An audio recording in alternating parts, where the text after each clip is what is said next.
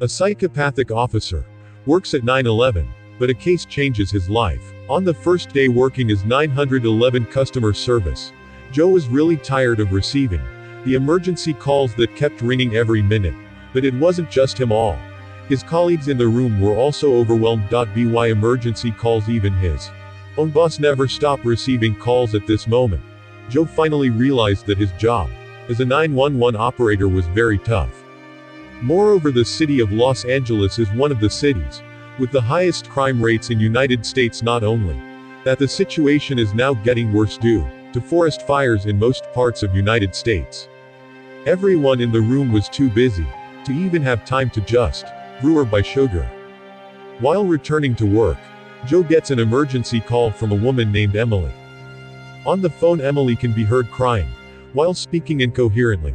Joe, feeling strange plans to hang up the phone, but suddenly a man's voice was heard there. Joe realized that Emily was currently giving him a code indicating that he was kidnapped, so that the kidnapper does not suspect. Emily pretended to call Joe by her son's name. Quickly, Joe told M, only to answer his B question slowly. After communicating with each other using a code, Joe managed to find out the characteristics of the kidnapper's car, that is a white minibus. While monitoring Emily's position from her cell phone's GPS signal, Joe immediately called for help. The kidnapper is getting suspicious, trying to snatch Emily's cell phone. In the midst the panic, Joe told Emily to stay calm and call him later when she got the chance. When the call-ins, Joe asked the nearest patrol police from Emily's location to close the access road and check every white minibus that passed nearby, but unfortunately the policeman refused because he was busy dealing with the fire. He and other patrolling police tried to evacuate it. It was impossible to close the road just to save one life. He then asked Joe to find out what the license plate number of the kidnapper's car was to make it easier for the police to find her.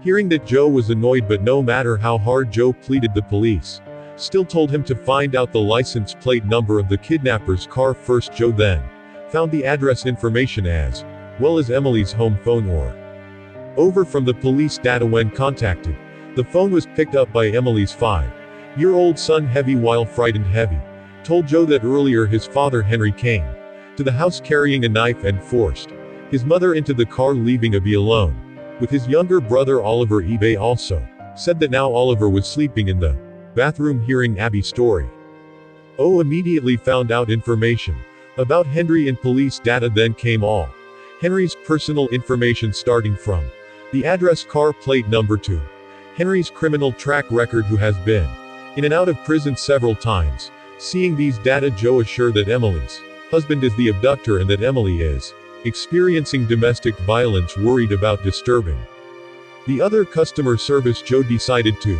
move rooms, then tried to ask his superiors that the police station to help Emily, but his boss got angry and told him to focus more on solving his own case rather than helping other people's cases at the trial of Yosh case to be held tomorrow. His superiors have instructed all members of the Los Angeles police force to help give false testimony so the Joe can escape the law and the good name of the police can be maintained. He also ordered Joe to serve his sentence as 911 customer service. According to the Saponi, no need to get too deeply involved in other people's problems. When his sentence is over, Joe can more quickly return to being field police officer again. Hearing his boss's words, Joe was silent. As soon as memories of his case a few months ago began to resurface, Joe then called his wife. On that call, Joe reminded his wife to come on time according to the trial scheduled tomorrow to help give false testimony. Yosh's wife didn't really want to be involved in this case, but his wife felt sorry for him because every day Joe kept asking for help. She also promised to come to court tomorrow. After feeling a little relieved, Joe returned, waiting for a call from Emily. He doesn't care if his boss forbids him. As a police officer, Joe cannot ignore the people who need his help. He is still determined to find a way to help Emily at any cost. Not long after every call, Abby told him that the police had just arrived. Joe then told Happy to give his phone to the police. The police suddenly sounded panic when they saw his hands were covered in blood, even though he was not injured at all. Hearing that Joe panicked, and when he was examined, the police panic sounded louder. The police found Oliver lying stiff in the bathroom. His whole body was covered in blood. His stomach had been split open. In the middle of the chat, suddenly the phone died. Joe was sure this must be Henry's doing. While holding back his anger, Joe dialed 100 number on the call. Joe claimed to be a police officer and said that he already knew all what Henry had done to his wife and children. Henry, who felt cornered, could not say anything. He kept crying in fear. Joe is fed up with emotion. Joe said the prison sentence alone would not be enough for a ruthless killer like Henry. Joe swore that if he caught him later, he would have Henry executed.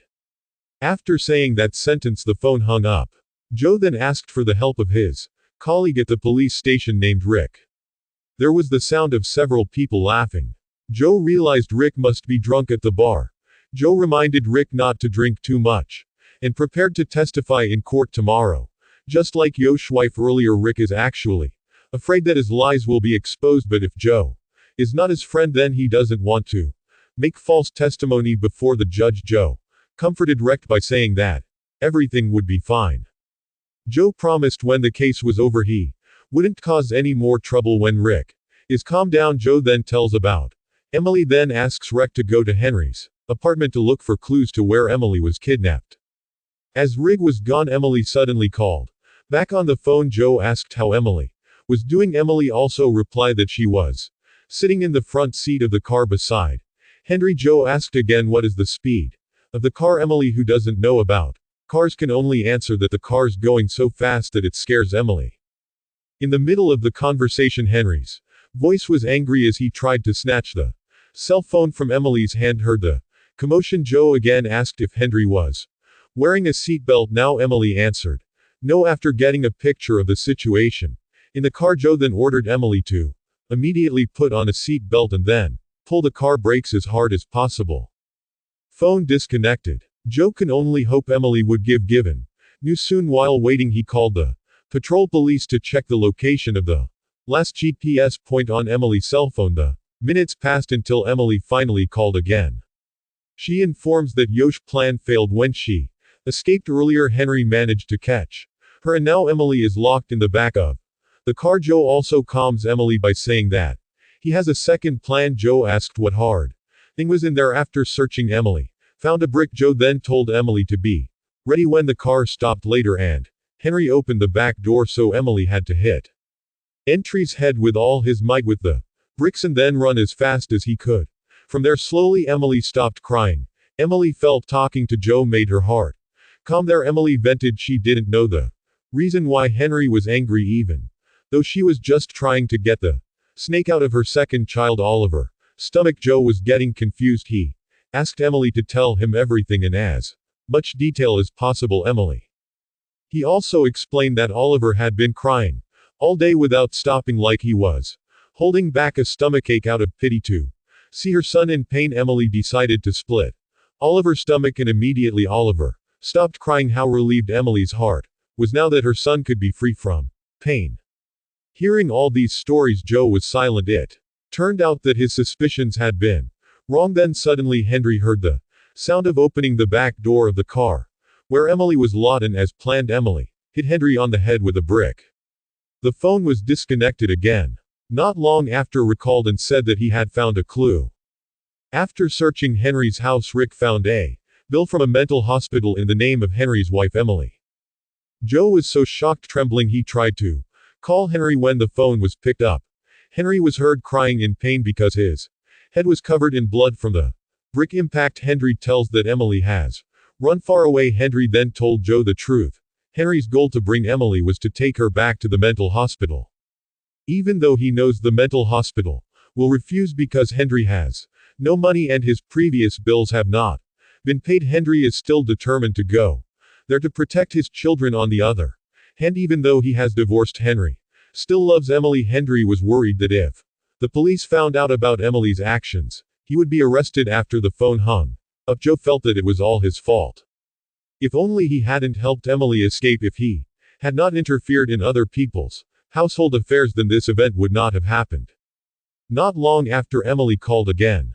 Emily told him she was on a flyover while answering question after question from Emily suddenly panicked when she saw that there was a lot of blood on her hands. Emily suddenly remembered what she had done to her own biological child. She kept crying, regretting her actions while repeatedly saying she didn't deserve to live in this world anymore. Even though she was calmed down, Emily was still crying hysterically. Emily then said that she wanted to jump onto the fly over to follow Oliver to heaven. Joe's heart broke. He says whatever Emily's past mistakes, Emily still deserves to live. If there really is someone who doesn't deserve to live in this world, it's Joe himself. Joe knew exactly how Emily felt because Joe had also killed people while crying. Joe told all his sins, the sin that caused him to now have to serve his sentence.